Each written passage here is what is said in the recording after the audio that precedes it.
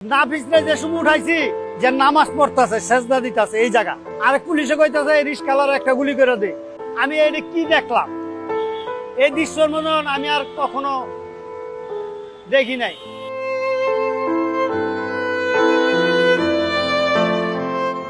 এই যে এখানে ফালায় রাখছিল যে নামাজ পড়তেছে সেজদা দিতেছে এই জায়গা আত্ম ভাঙ্গা, আর ওই জায়গা ছিল প্লাস্টিকের আর এই জায়গা ছিল টুকরি। আমি আসছিলাম ওই জায়গা 3টা কি 4টার দিকে হবে।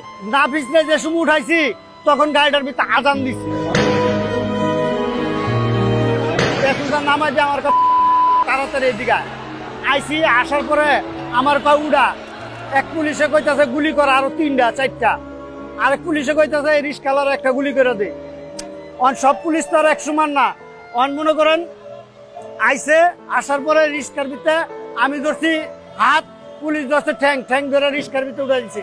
এখানে বসাইছিলাম, বসার পরে বললাম স্যার শুয়াই দেন, শুয়াই দিতেছে। পরে আমার এই চেনের ভিতরে হাত জায়গা, পরে আমি এই হাতটা এদিক দিয়ে দিচ্ছি।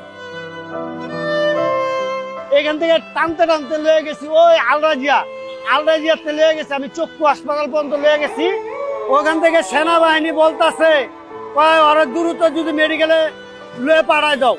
তারপরে একটা অটো আসলো, আর 4-5 জন লোক আসলো, দইরা লয়ে গেল গা।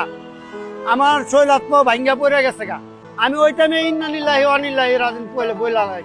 আর এছাড়া তো আমার কোনো উপায় নাই, আমি নিজেই তো নিঃস্ব হয়ে গেছি গা।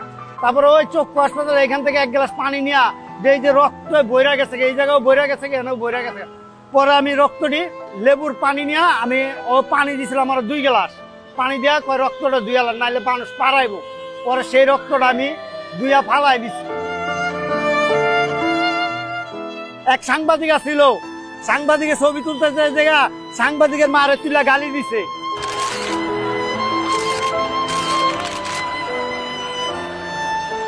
তারপরে ওই সাংবাদিকের ক্যামেরাটা অফ করে না, এই জুতা আসছিল, এই জুতাটি তুলছে।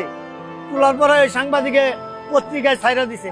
এরপরের দিন আইসে ওর মামা আমার কাছে, ওর মামা আসছে, ওর মামা এই সামনে করছে। আমি পরে ওর মামার কাছে কইছি লাশ পাইছেন? ভাই পাইছি। তা পাইলে আলহামদুলিল্লাহ। আমি নিজে থেকে ওনার ওই যে 40-এ খাওয়াইছে, ওখানে গেছি মিরপুরে কাজীপাড়া, যথেষ্ট আমারে করছে, আমি কমু না। তারপরে আমি ওনার টাকা হাঁটছে, তারপরে আমি কইছি আমি টাকা নিতে রাজি না, আমি টাকার লেগে কোনো কিছু করি না। নাফিসের মা বলছে আপনাকে দেই নেই, আপনি মেয়েটার পোলাটা খাইবো, আপনি খাই গেলেন, এই লেগা আপনি মেয়ের আর ছেলেরে দিলাম।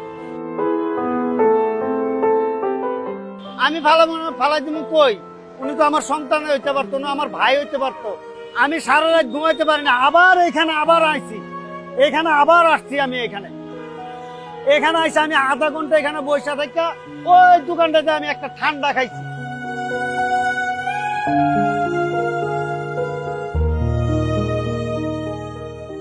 4 আগস্ট যে রিকশায় নাফিসকে তুলেছিলেন মোহাম্মদ নুরু, অক্টোবর মাসের শুরুর দিকে এক ব্যবসায়ী গ্রুপের কাছে তা বিক্রি করে দিয়েছেন।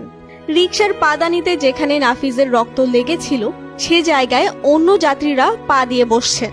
এটা নুরুর ভালো লাগছিল না, তাই রিকশা বিক্রি করে যে 30,000 টাকা পেয়েছেন তার সঙ্গে আর কিছু টাকা যোগ করে নতুন রিকশা বানিয়েছেন তিনি।